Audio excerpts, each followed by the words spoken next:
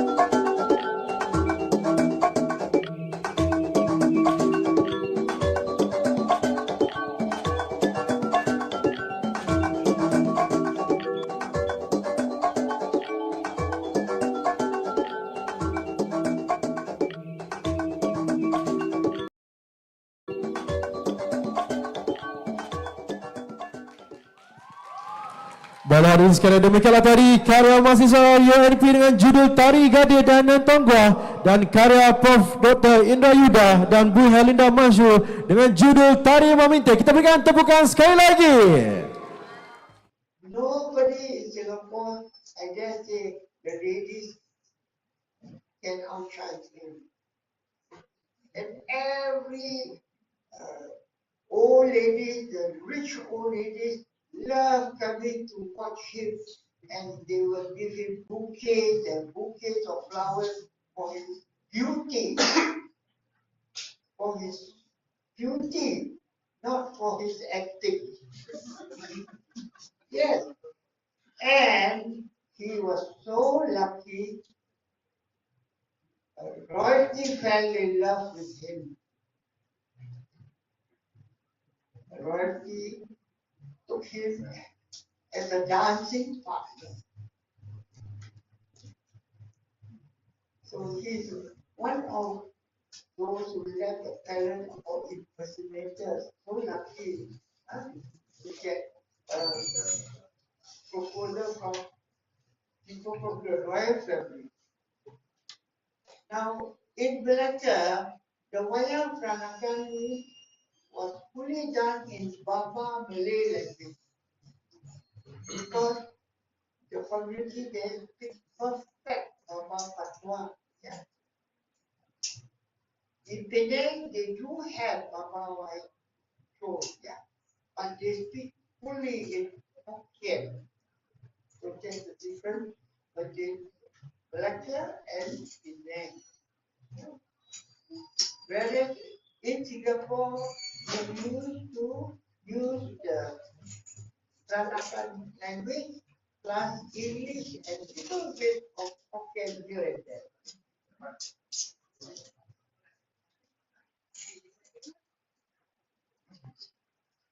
I'd like to share again with you that I was lucky to be commissioned to do a show in Penang, and I had 4 of the Penang people to be my cast. I wrote a script, I directed. I was very lucky, but then I had to struggle because I was not proficient in the Hokkien language.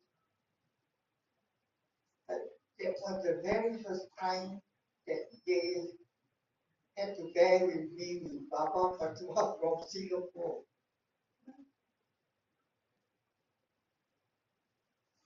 From Singapore, hikers and revival. From the early 1960s up to 1984, wayang peranakan came to a full stop. Mainly because there were those people, the producers of the past, were no longer interested to do any more wayang peranakan. So there were no shows at all. Yeah. The actors were also old, and they also were not interested. But somehow or other, after about over 25 years, 1984, the Singapore Ministry of Culture staged the very first play called Choosing a Bride, Menanti. It was a big success. And Guru Sayang saw they had never done wayang peranakan before, but they saw how successful it would be to stage a wayang peranakan. And they, for the first time in the history of the association, Guru Sayang produced a wayang peranakan, bual promote journey, led by Merbok, Padang. Now, in 1984, I applied for audition to be involved in the government show Pilih Berlangsung. That was my very first time to be on the stage. I had never been on the stage all my life, but I applied and I was given the role of a father. At that time, we had the full cast of genuine ladies, not a single impersonator. 1984, we have all the young, middle-aged and the elderly ladies. We have one old lady to do the matriarch role. She was lucky enough to be born. But 1985, the poor old lady was not interested because she said, I don't like the stress of doing acting. So, Budo Sayang was looking for nature because Ranahan shows will always go with the nature. If there's no nature, there's no wayang peranakan. So they failed to find a nature. At that time, I volunteered to be the nature. He said, come on, Diti, you have never been a woman role in the wayang Bangsawan. You would be a mockery if we have you on the stage because it's now 1985. This is not 1958. Yeah, people will laugh at you. It would be a disgrace to have an impersonator. And you never had the experience of acting as a nature. Yeah, no problem. I just volunteered. But they still failed to find a nature. But I gave them the assurance, you get your nature, I will bow out. Nobody agreed. Then the president of Gunung Sayang, the late Mr. he said, I insisted to have it tonight. I know his caliber. And they had to accept me. That was my very first role as a nature impersonating. For the first time, I adorned the baju panjang in my life. When I went into the taxi for the dress interview, I had to dress up, and I wasn't brought there. I had to go on my own, and I had to be dressed. That was the first time I adorned baju panjang with my sango complete. When I hailed the taxi, for the shock of my life, the driver said, Bibi, lu mau pergi mana? You know, I felt so blushed for the first time in my life. Somebody called me, hey, Bibi. But thick skin lah, bo bian lah. Have to accept lah. Lu mau jadi Bibi, you know Bibi lah. Right? So I went. Everybody was turning because nobody was wearing baju panjang in Singapore. Then the show went on, and I became a major from 1985 up to today. But many youngsters saw the popularity of impersonating. A few became impersonators like me. They were inspired. But sad to say, today, in Singapore, I think we have only 3 impersonators left, including me. But in Malacca, we have about 4 BB impersonators. 2 here, Thomas and Ellen, and 2 more in Malacca. So in Malacca, there are 4 left. And I think all about wayang Malacca. Being an impersonator, you can even get the love of royalty.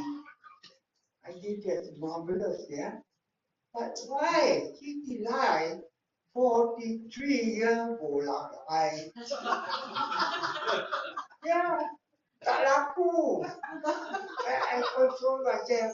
Lu tuan-tuan laku benua lah. Udah pulang tu keras lah.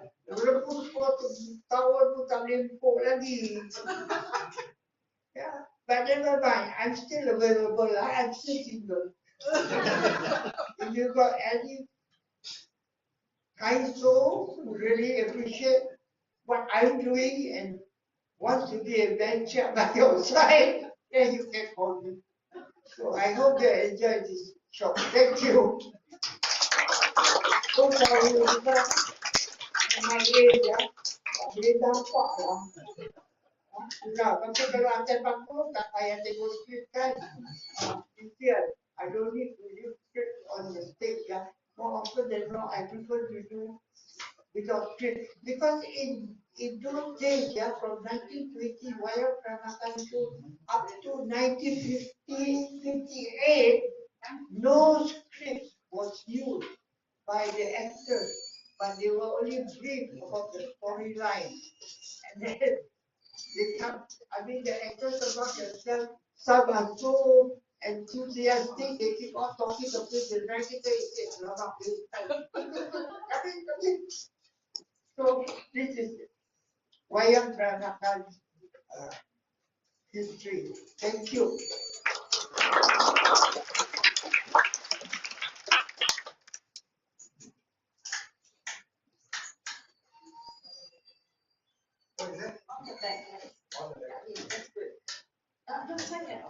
Thank you, Uncle GT, for that wonderful presentation on the history of wayang peranakan. So, my name is Dawn, for those of you who just arrived.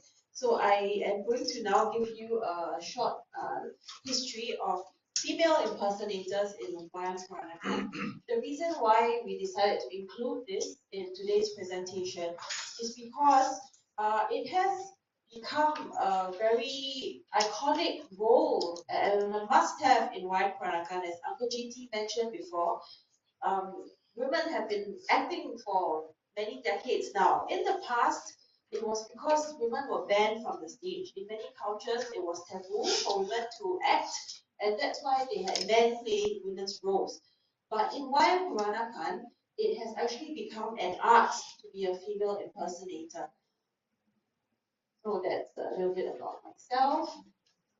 And now I will share with you the context of how female impersonation has been done in theatre historically in different cultures. There were many reasons. Sometimes it was poverty, sometimes it was generational. For example, in Japan, there was a famous family of female impersonators. They continued for 7 generations in Kabuki theatre. So let me begin by talking about female impersonation in China in Peking opera.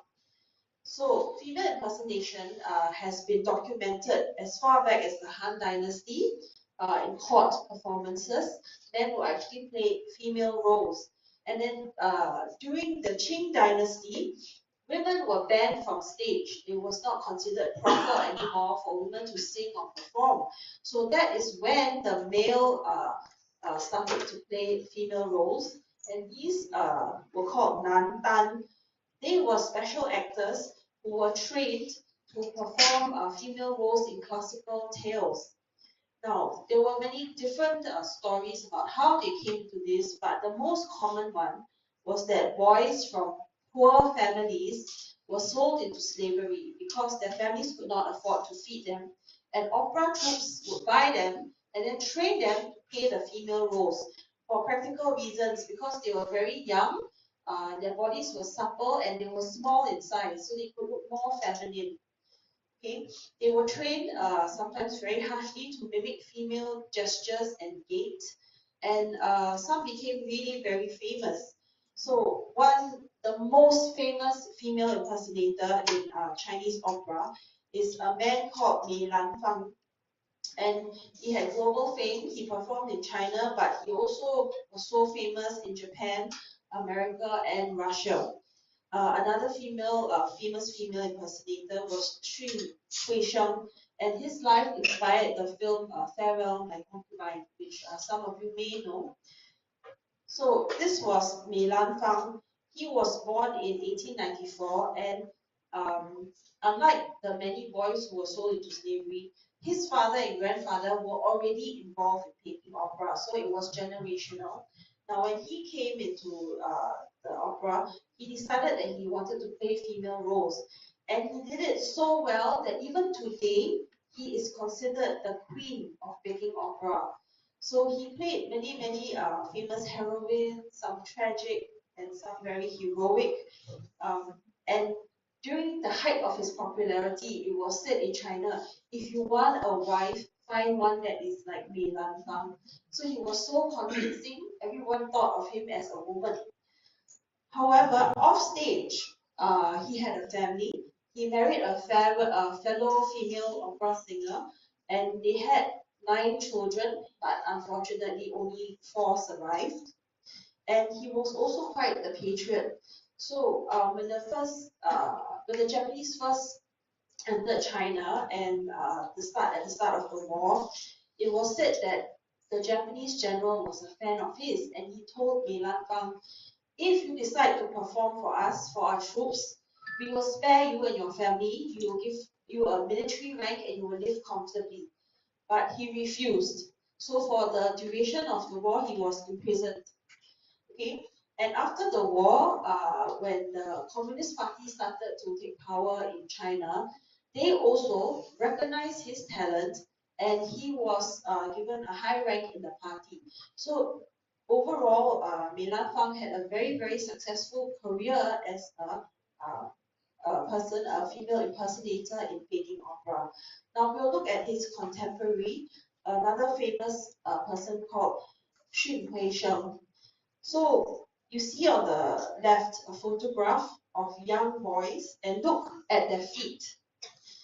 Now their feet were bound and they were made to wear these stilts because at that time women had lotus feet.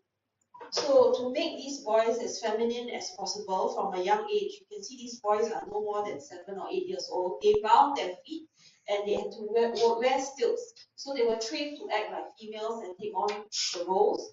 Because they were orphans and they were so-called the property of the opera troupe, they were beaten, they were tortured if they didn't perform well. Many were burnt. So quite a few committed suicide. Now, one of the, I would say, success stories was Xun Huisheng. He came into opera this way. He joined the troupe because his parents were poor and they sold him. And he was also one of the great male impersonators who was celebrated. However, unlike Mei Lan Fang, he actually died very tragically during the Cultural Revolution. He was imprisoned because he did not want to collaborate with the ruling party. And if some of you remember Leslie Cheung, that is not Leslie Cheung, that is Xun Huisheng. So he actually looked a lot like Leslie Cheung, who played the lead role in his life story, Farewell My Concubine. Now let's move over to Japan, where there's also been a rich history of men playing female roles in their classical theatre. In Kabuki, the males playing female roles were called Ona.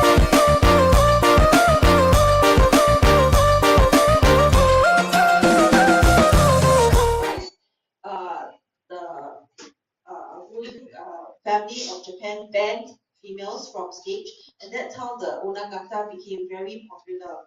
So their fashion, their hairstyles, and whatever they wore on stage was so popular that women began copying what these men were wearing on stage because they were so successful playing female roles. So they dictated the fashion of the time. And it was also common for Onagata to play male and female roles. They were not restricted to female roles. So today there's still this tradition, but there are very few left. And this was Nakamura Utemon V. As I mentioned before, his family was one of the most famous because they continued as female impersonators for 7 generations. So he was the 5th generation. And here you see him in one of the classical kabuki roles on the left. That's his actual portrait as a man. And on the right is a poster of him, a woodblock print that was distributed to promote his shows. Now, so 2 generations after him, the 7th generation, still continued this tradition. So as compared to China, it was actually very honorable and something you could pass down to your children, the art of playing a female on stage. Now in England, when women were not allowed on stage during the Elizabethan and Jacobean periods, the roles were played like by young boys. They were pre-teen boys, aged between 13 to 21, and they were called boy players. So they were strongly associated with troupes that had satirical comedy, and they poked fun at royalty and gentry. So it was a very joyous and fun plays that they were doing. So audiences loved them, and because they were very young, they were really dolled up to look like women, and they were very believable. So there were a few famous boy players. The most famous of them was Joseph Taylor.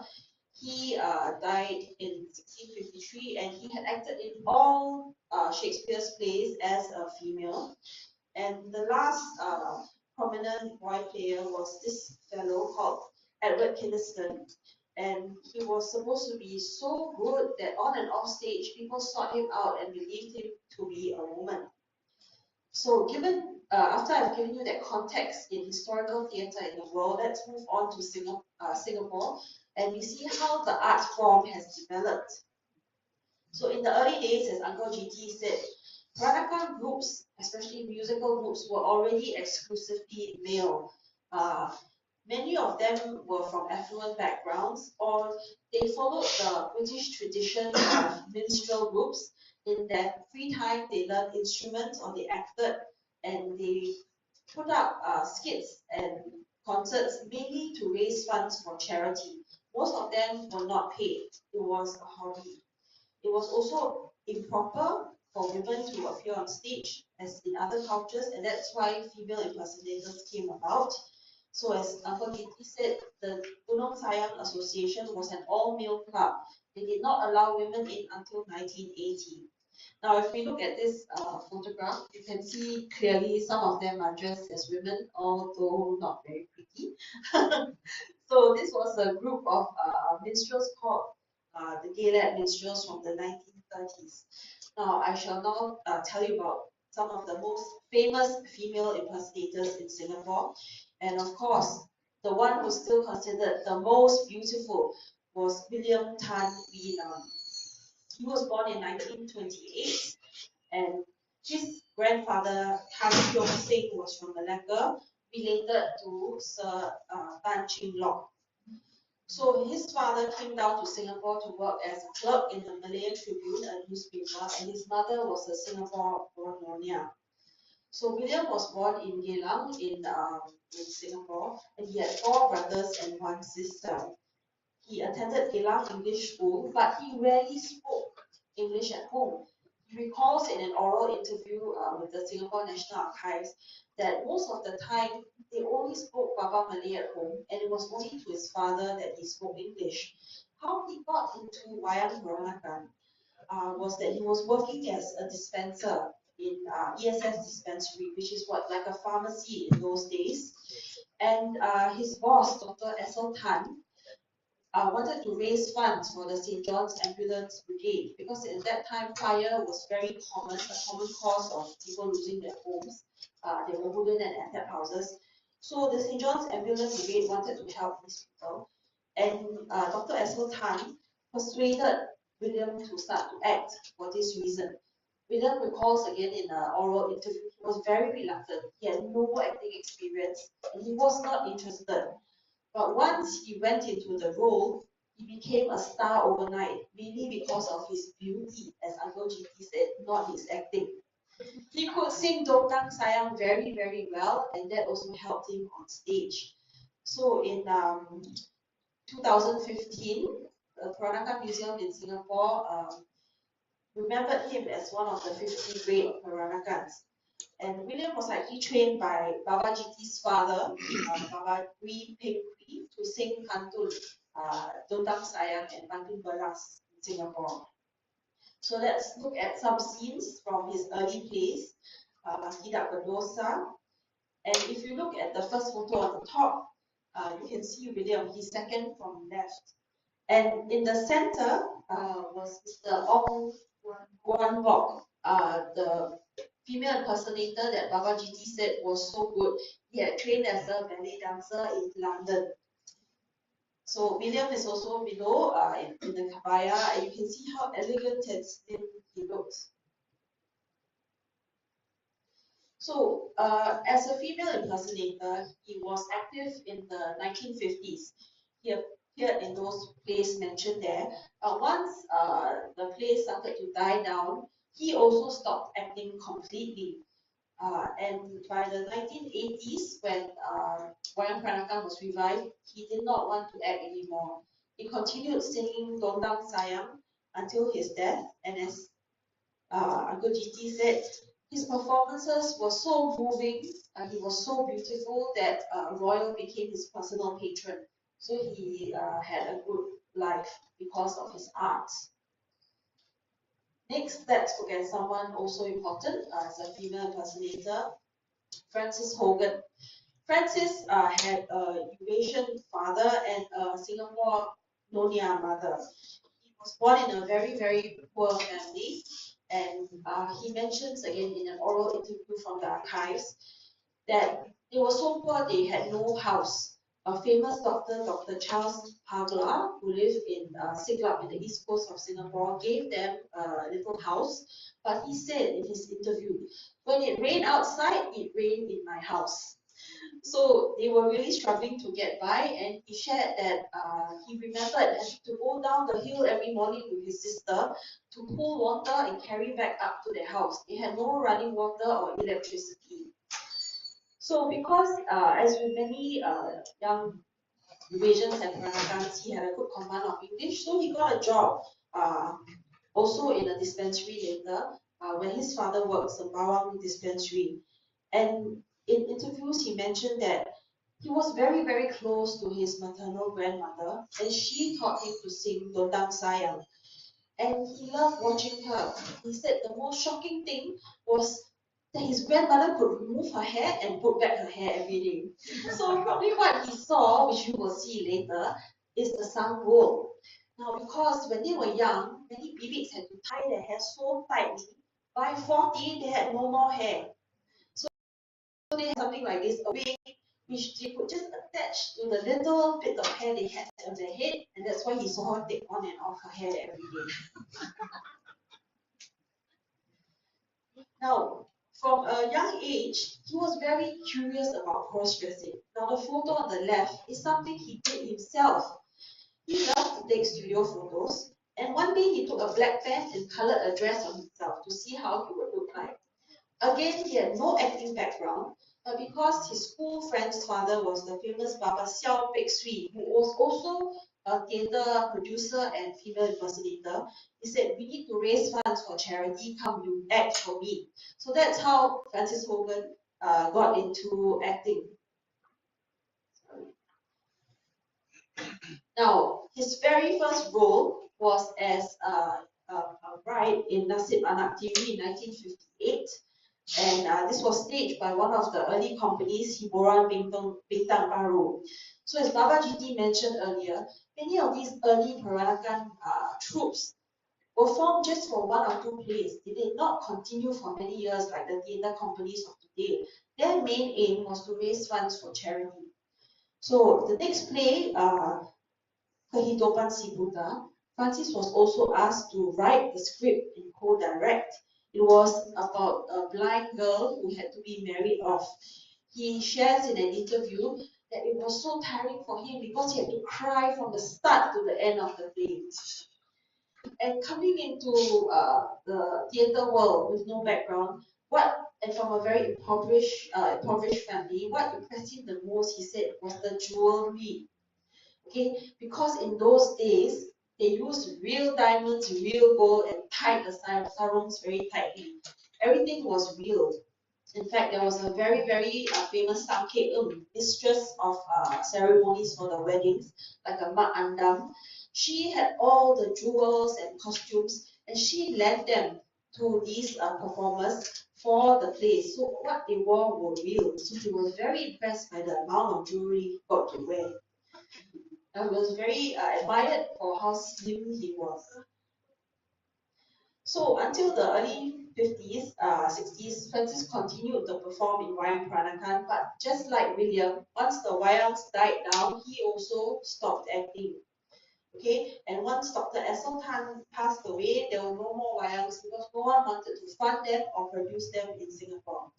So Francis worked as a clerk in PSA in Singapore until the 2000s. On the left, you can see several female impersonators, which were his co-stars in Nasib Anak TV. Now, so fast forward, almost 40 years later, in the early 2000s, he was invited back to the stage to play a BB in a musical that was staged. It's called Bibik Behind Bars, and he became Bibik Tau Yu, who was a really favorite character. Now, this again is a way how Wayang Peranakan was contemporized in Singapore. This was the first time that it was turned into a musical with song and dance numbers in between. So this play was based on real life incidents. The writer and director, Baba Richard Tan, remembers that when he was a boy, his grandma had people come over to the house to play Chucky. And he became a famous gambling den for the neighborhood until one day the police actually came. So all the BBs had to run away with all their money. So based on this, he wrote BB Behind Bars, and Francis Hoven became one of the key characters. Okay. Now that's a really nice portrait of him with his dog Brandy. Today he is 90 years old. He doesn't really act anymore, but we hope that he would actually come and take the stage again one time for us to see his acting again. So Francis was immortalized in this piece of art, a photograph by Sherman Ong, and it's called The Nightjar Pines for the Moon. You can see he's in different stages of getting ready to transform into a woman. And the reason why Sherman wanted to do this, he shared in an interview, is that it is a part of a performer that you never see, the behind the scenes, and how they transform slowly into the matriarch. Now, of course, we move on to the famous Baba GT Lai here. Now, GT Lai is arguably the only female impersonator left in Singapore, and the one who single-handedly revived the art. So as he mentioned, there was no Wayang Peranakan until 1984 because there was a stop. And because he played the matriarch for the first time again, it was a cultural icon that was revived. So back then, again, after he started his shows, in Singapore, there was a famous show called the Rara Show that came on TV, and there was some Indian actor called Kumar who played a female impersonator. But it was a big controversy because their jokes were quite bawdy. And Baba GT's name appeared in Parliament. There was actually a debate, should we ban men playing women in Singapore? But one minister argued to say, when Baba GT Lai does it, he is preserving and exposing Peranakan culture. It is not just for the laughs. He's recalling the real matriarchs and the real language of the past. This is why it remains an important part of Wayang Peranakan till today. So this is a little bit about his background, if some of you are not familiar. His father was the famous Wee Peng Kwee of the Gunung Sayang Association, who was also a very, very good Dundang Sayang singer. So Baba GT actually had a job last time. He wasn't always an actor. He worked as a clerk in the dispensary, and then for his father in a rubber brokerage. He shared with me that his father paid him $130 a month, but he had to repay his father $100 for food and lodging for living in his house. Very sad. Then after that, he went to work in civil service for 2 members of parliament, and then he left to start his own travel agency. So he knows Singapore like the back of his hand. So at 45 years old, he decided to audition for Pili Menantu, and he was actually known as Henry Lai then. Do all of you know that GT Lai is not his real name? Does anyone know his real name? You want to tell or not? Don't want to tell, okay. Have to ask him later. So this is him in Pile Menantu, the first and only time he ever played a man. He was the father in the show, and that's the real Bibi, a real life Bibi. The first and only time there was a real life Bibi in a wayang peranakan. So in his next few roles, he started playing the female impersonator, and that's how wayang peranakans became more and more popular in Singapore. So he also wrote his first play, Cui Cakbo, in 2000, and this was staged by the Gunung Sayang Association. Beside him is a young female impersonator he has mentored, Calvin Tan, KT, who still continues to act with the Gunung Sayang Association today. And there he is with Irene Ong in Wang Kero Pungot Journey. And notice she plays the Ma Jie, also another famous iconic character, the Cantonese amas who used to work for Peranakan families. So as he mentioned, most of these plays actually mirrored real life that happened before. Baba GT had a lot of fans. Presidents, royalty, all came to his shows because he was so believable and entertaining as a matriarch. You can see him here with the former President of Singapore, Mr. S.R. Nathan, and here with the former Prime Minister of Malaysia, Abdullah Ahmad Badawi.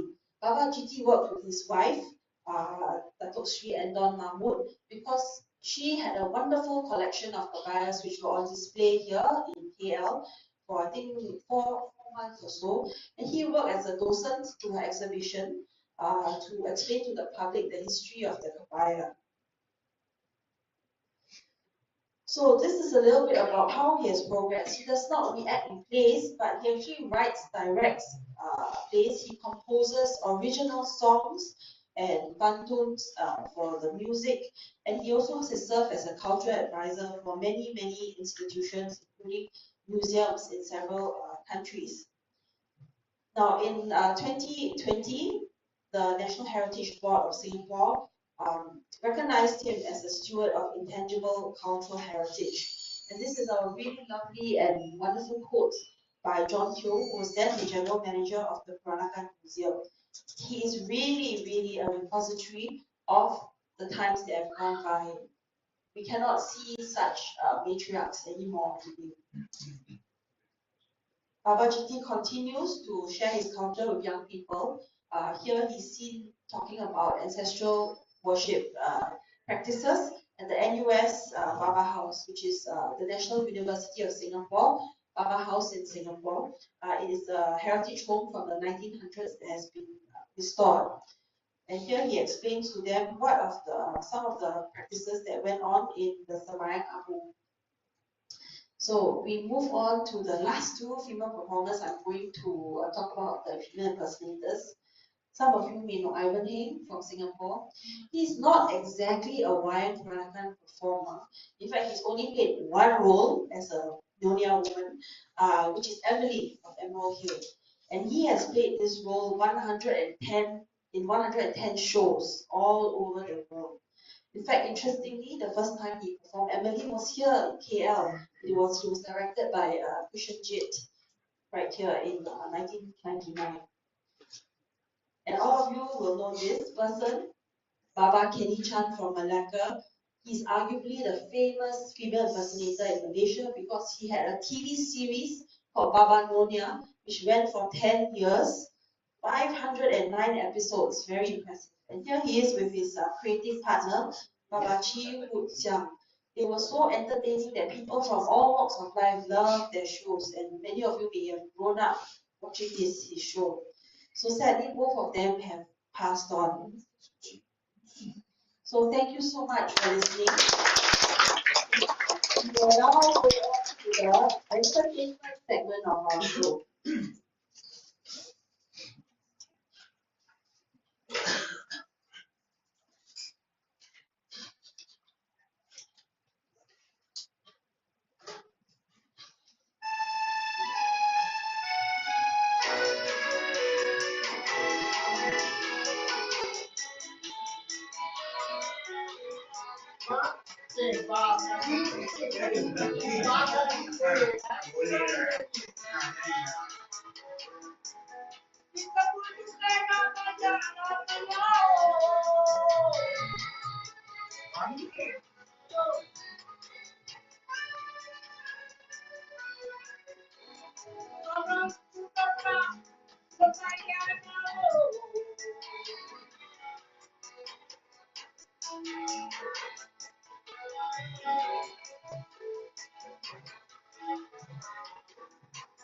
Kalau terkadang daun.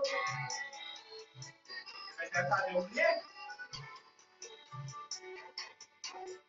Tanyalah Papa, sudahlah bersyukur. Alam yang sayang, menurunlah tahun, beratusan tahun. Betul. Saya Papa ya.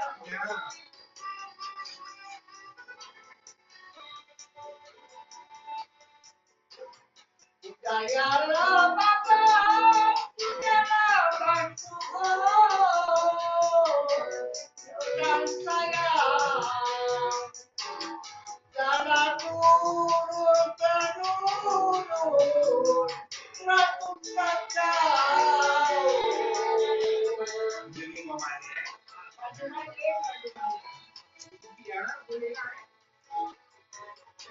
Dalam Malaysia banyak peranakan.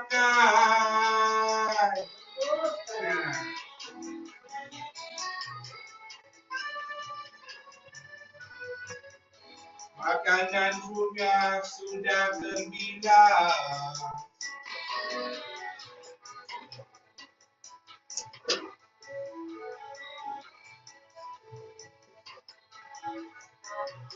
Makanan sudah terbilang.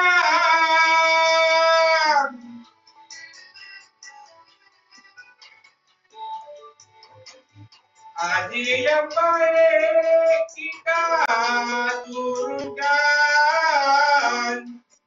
Dondang sayang, hidupan depan gemilang. Terus gemilang.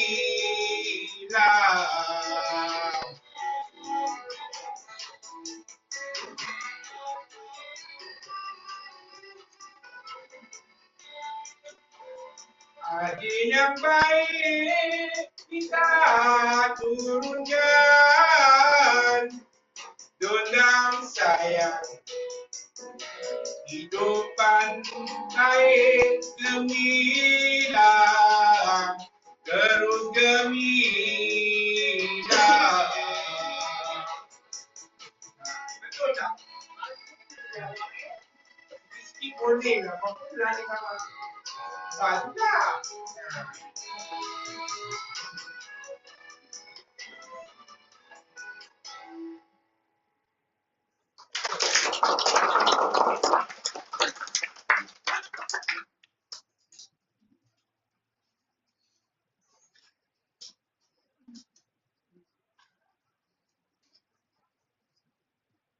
So Papa JT will now start his transformation into a mitra, while Papa Alan will entertain us with a few songs.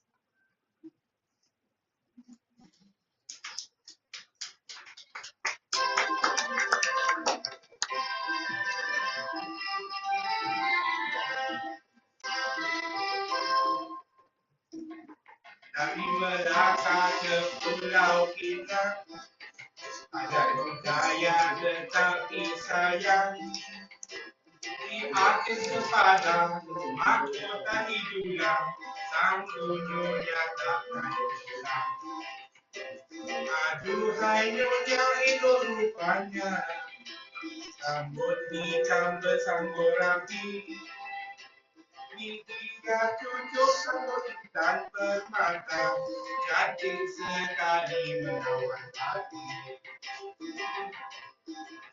Berjalan di kota langkah perlahan, saya berbagi jatuh kerilan. Jari-jari lembut, cocok hiasan, lilit penuh dengan kenangan. Aduhai nyonya elok rupanya, rambut hitam disanggur rapi.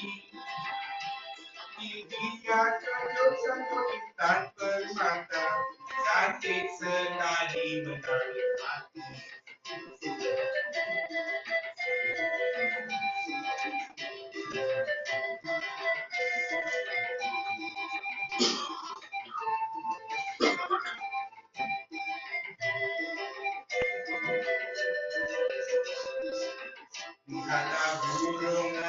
melayang terbang kesana kemari cepat dan letang.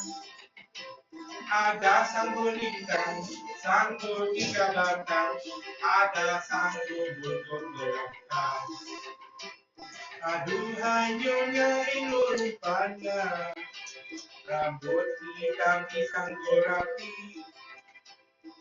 Ia tunduk sang tingkat permata, cantik sekali menarik hati. Cantik sekali menarik hati. Cantik sekali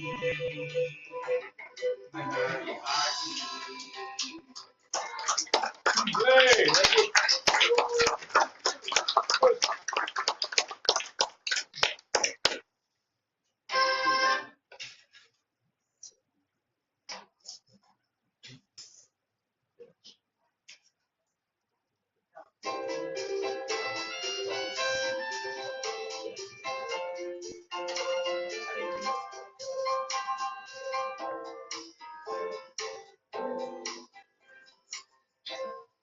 tanam sirih di pasu bunga,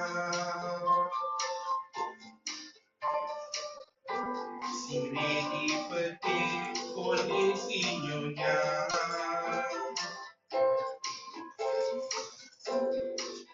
Sang intan tiga permata, cukup cantik, cukup lawa. Maju pergi ke pasir pagi, beli udang ikan tenggiri.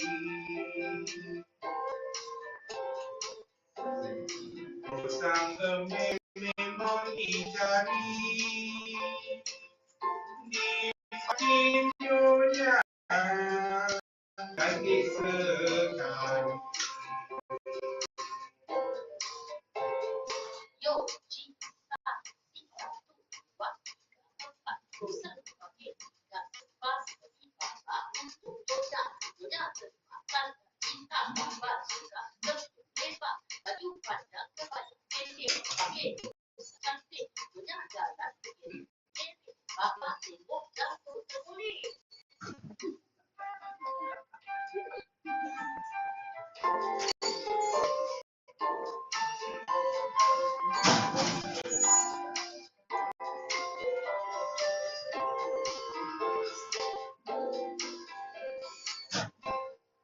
Bosan simpan di dalam peti,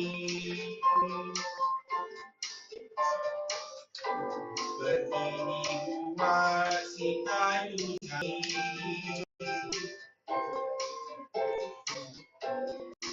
Memang ada pakai kebaya, bosan di semak, tiga di dada. Dari jauh nampak si bapak berdiri papan tepi jambatan. Bosan temui ikan permata, manis cantik di kaki nyonya.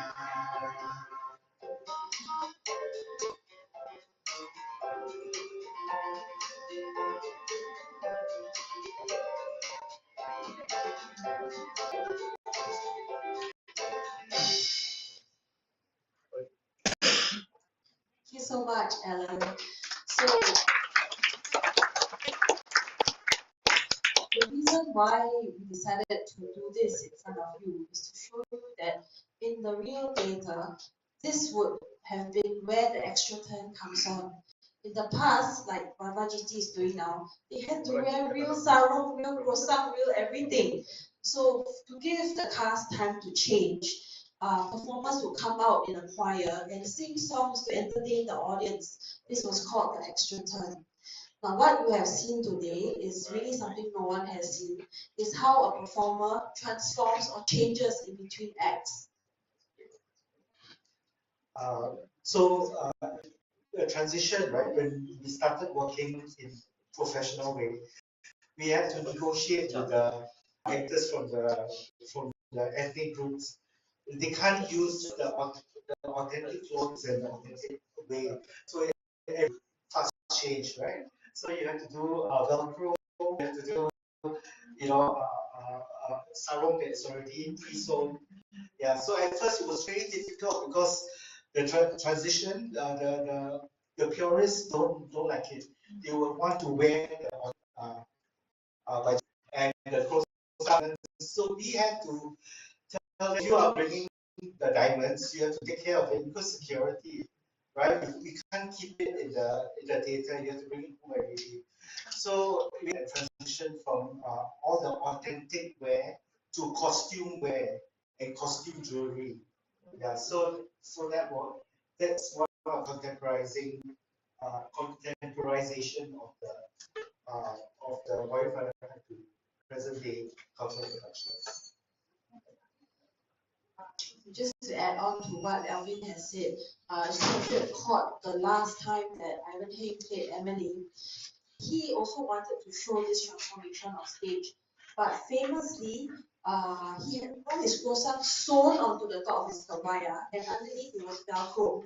So he ripped it off, turned his back to the audience, took it off a hanger, and just Velcroed it on. So this is how, as Alvin has said, the process has been contemporized to make it accessible to younger performers who cannot wear the close-up so fast, like Papa GT and Thomas, who are experts at doing this. So we know from famous Peranakan actress Nyonya Christina Wee, who is with the Gunung Sayang Association. She shared this with us. So they wanted to keep it as authentic as possible, so they had to wear all real sarongs. This was just 2017, and her sarong was tied so tight that in between change, she get out of it. She was desperate. She took a scissors and cut it away.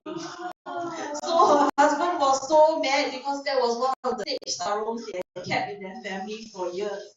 And that's how the lesson is learned. You have to actually use costume things. Yeah, you cannot use authentic things because if not, then the audience is waiting for the change, right? And then the people come on, you are happy, but the audience have to, it's at the expense of this. Yeah. So yeah. So now we'll have a segment where GT is going to perform some of his works in progress. He continues to write and contribute creatively in different plays.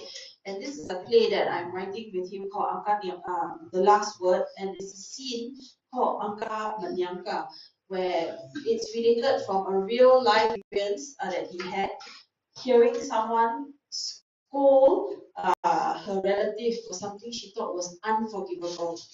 Baba GT. Baik.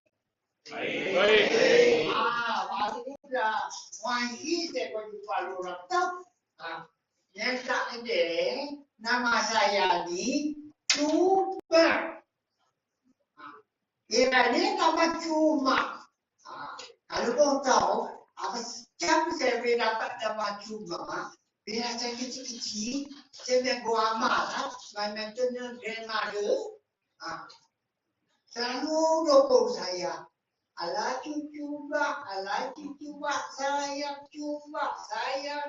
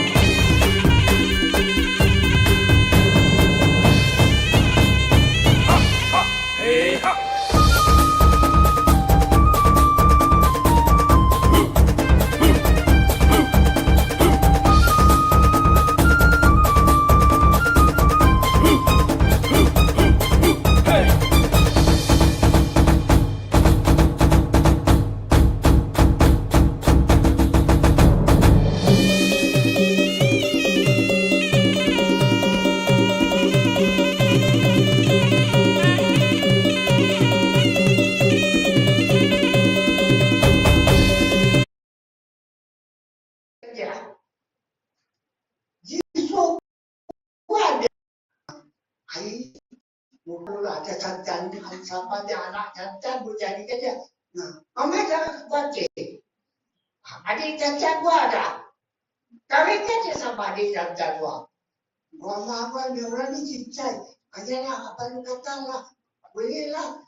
Mau tak mau, gua kahwin Jisun yang younger brother. Adik cancan dia. Nasib gua boleh berubah atau change. Bila masa kahwin, gua kena pindah masuk buk cancan pada rumah. Tak sadar pula, pada husband lah. Buk cancan kata pada husband. Tak kan tak berkata laki-laki kasih. Buk cancan. Habis masuk tu rumah, gua kena menghadap 2 orang dekat rumah tu. Tahu siapa tu tuan? Satu tu, Nio gua, mother-in-law gua. Nio. Lagi satu, Koci.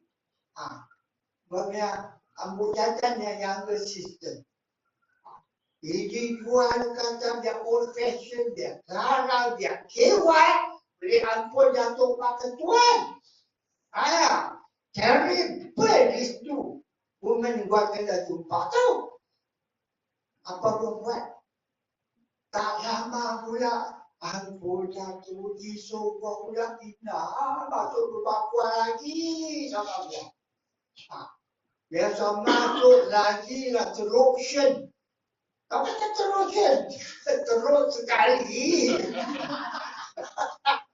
Ayo 3 orang kau kena bergadak. Isu, Oci sama dia. Ayo boleh mati gua vacation. Nombor lah macam mana kau biar hupiakan rumah punya mama ambil rumah kau. Sampai tak boleh tahan. Komplain lah. Bukan dia sama-sama.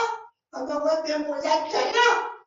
Hari dia bulat satu tu dia jajan. Sekali. Dia selalu saya dia mak sampai dia dua sister. Kat shop. Kat shop. Warna dia pun gold. Alah happy. Bila lu lagi lah baik. Gua sekarang sudah jadi kepala rumah. Kau kami husband anak kata besar. Dia first sana. Hari tu gua pakai kami main. Gua pakai otak. Gua cakap kami husband. Kita di rumah ni ada ni 2 lebih sister tau. Kita next darah-darah kalau dekat nanti busuk macam tai.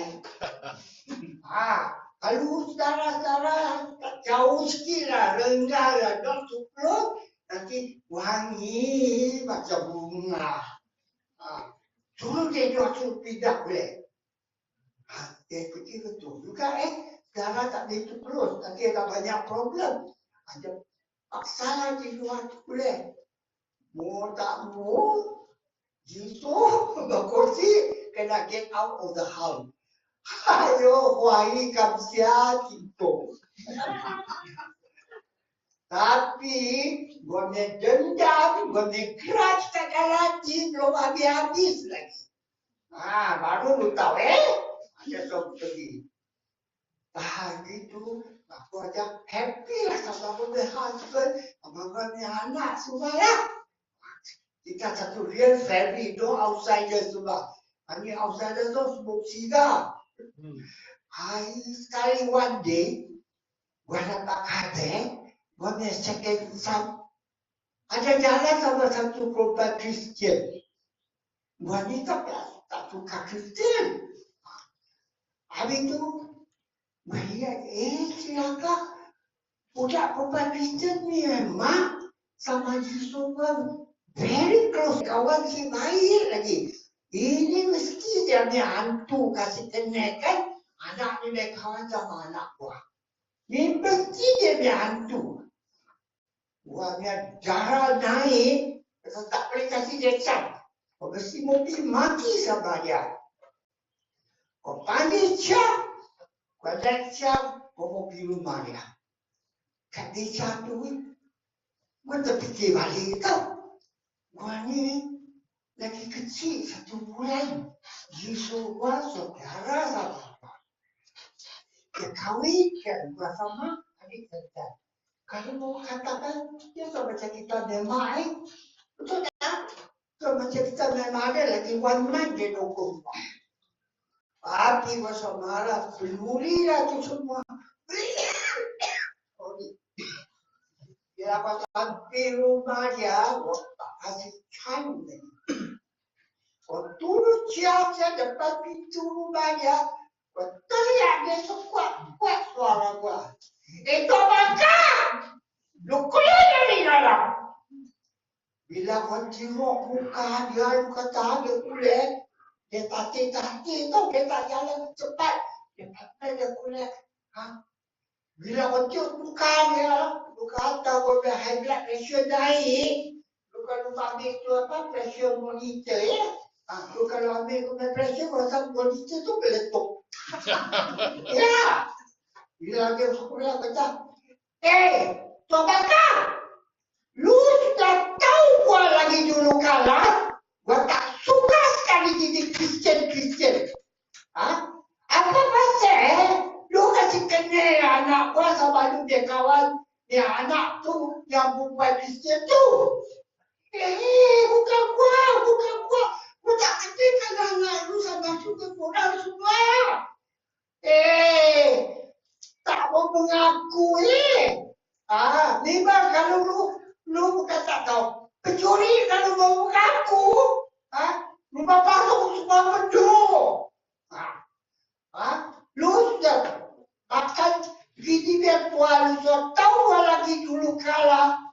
Tak satu pun keluarga saudara ada penjara masuk Kristen. Adakah lu mau katakan anak gua? Ini semua lebih hati busuk hati lu taiko. Lu bohai kau biar rumah tangga, ya bukan? Kau kasihlah lu tahu. Lu kalau mau jadi tua baru, tidak di tua baru, orang lain. Jangan jadi tua baru sama anak gua. Gua kata, tantang. Gua kata, lu kalau lagi sekali, lu buat apa sama pemilik rumah tangga? Nanti lu tahulah nasib lu sampai mana. Bila gua tengok kiri, gua tengok kanan, rupa dia banyak bubuk. Ada perhatikan gua main wayang. Ni semua bubuk. Alah, gua memang tak boleh lah tetap. Gua angkat kaki, gua angkat kaki, gua jalan. Gua cek cita-cita gua dan tunggu. Gua lupa bayar duit beca. Gua tak mau kata, Acik, balik. Nasib baik ada cita-cita. Tak apa terkaya-kaya lah gua balik. Dia sampai rumah, barulah macam duit beca, pergi balik lah. Tadi lu sadar ni, sikit saya cerita tau. Cerita ni tak habis. Banyak sambung dia. Bila masa pulang apa jadi, apa dia buat. Lain kali, gua datang Kuala Lumpur, gua sambung dia cerita. Semua datang lagi, boleh dengar continuation of the story.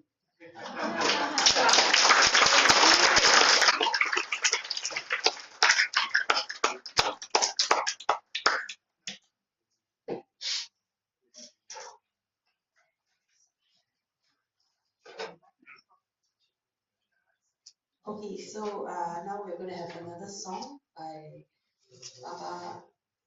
Alan Wan.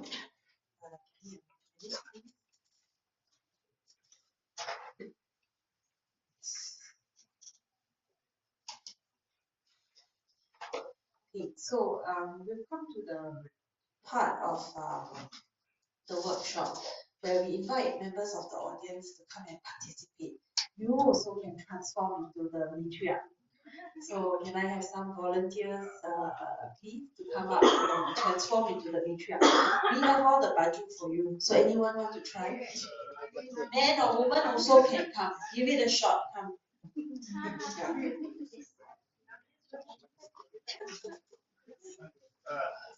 Promise is a promise.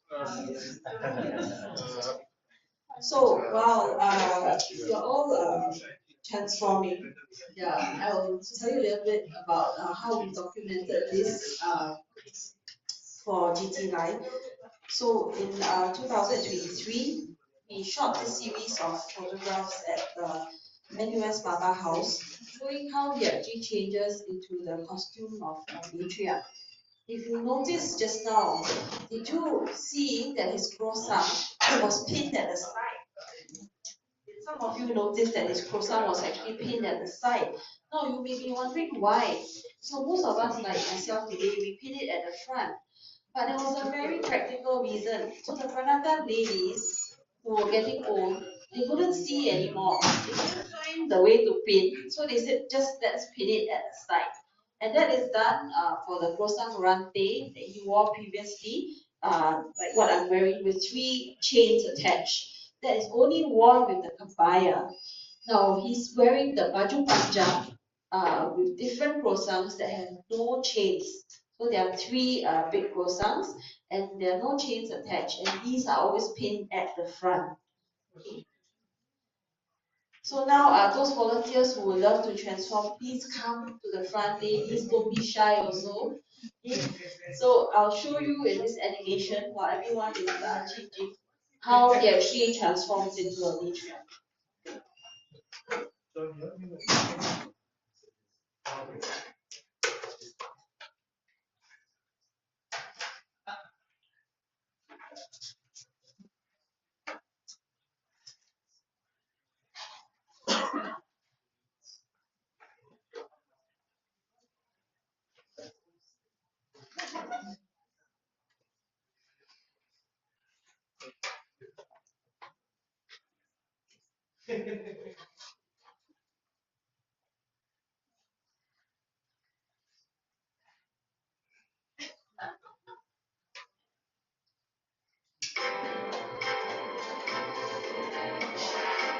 So anyone else want to transform? Please come. We have baju for you. Don't be shy.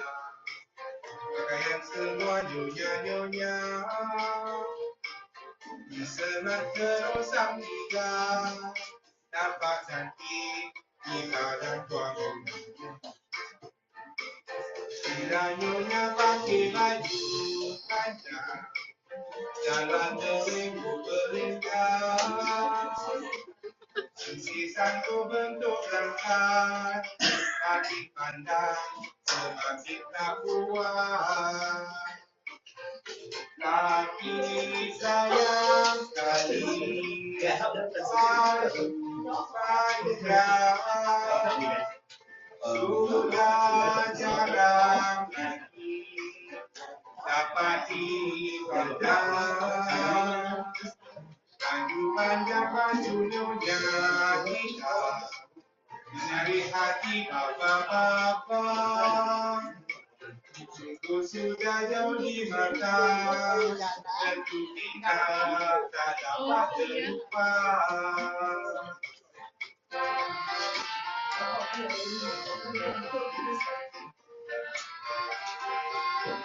Kalau nyonya pakai baju panjang Baba tengok tak terima datang Salah-salah boleh Tunggu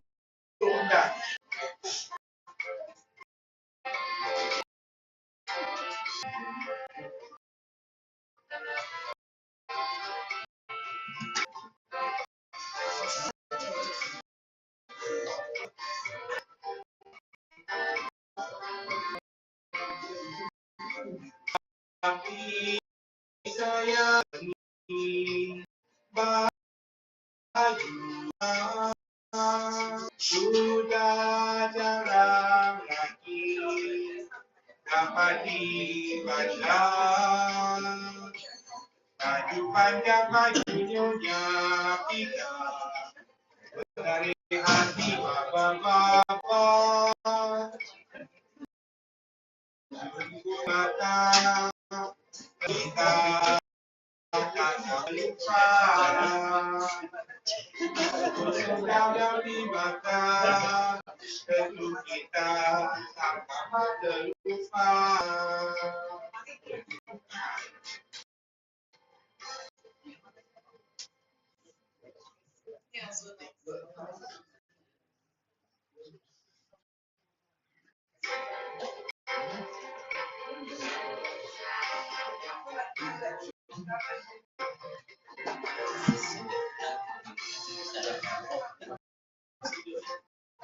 Hanya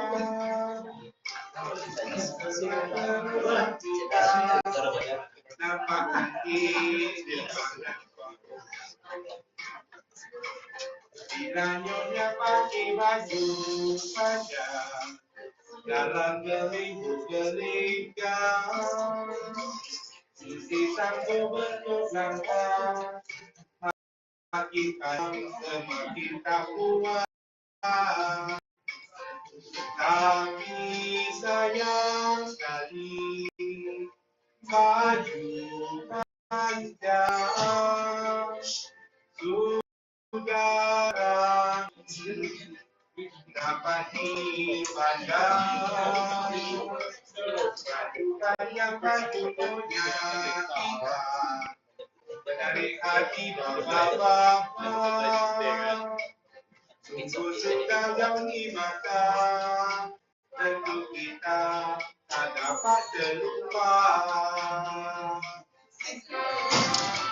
Hai cantik sekali ya.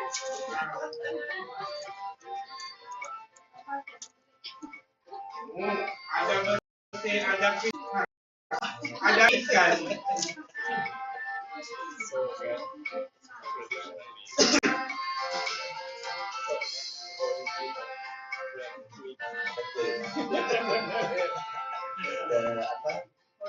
Stretch version. Stretch.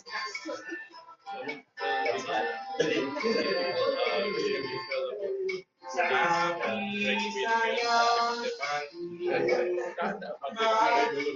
paling jauh sudah jarang lagi dapat dipandang.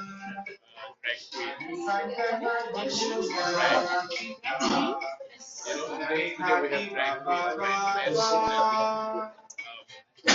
sudah beri mata, tentu kita tak dapat terlupa. Jauh di mata, tentu kita tak dapat terlupa.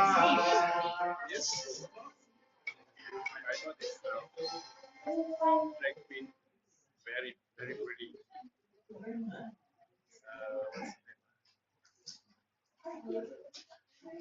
Yes.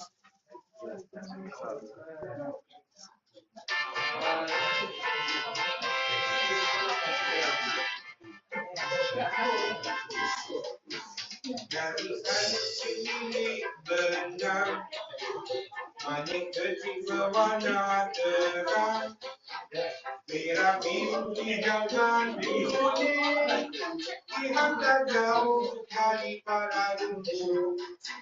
Satu-satu diatur rapi, nanti sudah berhati-hati.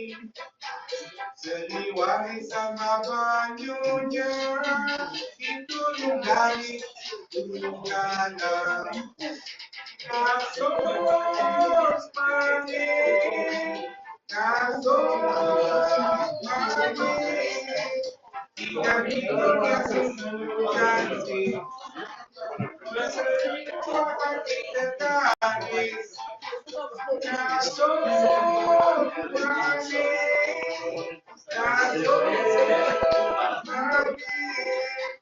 Boleh dipakai mana-mana, ada budaya baba dan hingga.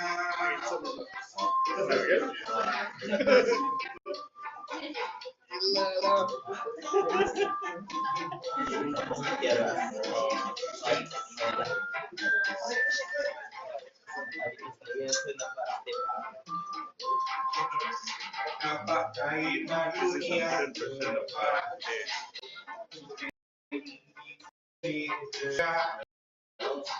Segala alas kaki, kasut lagi ada tradisi.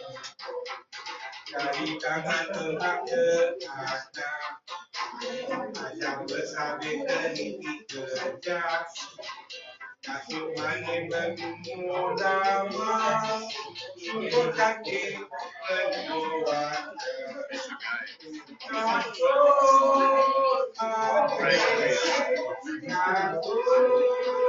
manis, hingga kini dah sungguh cantik.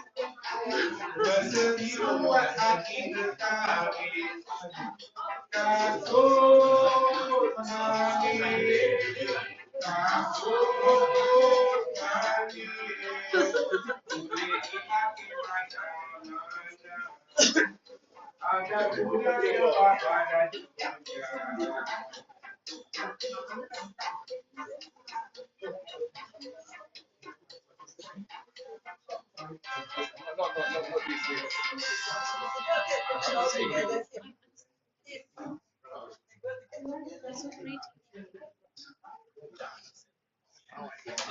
Okay, guys, we're doing the last baju panjang, and then Baba Jiti will walk, and the rest will follow his walk. So if you have to move back, so if you just face the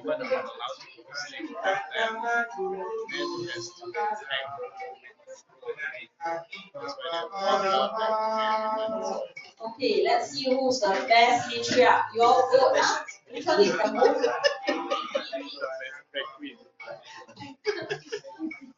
Which is the most authentic mimic?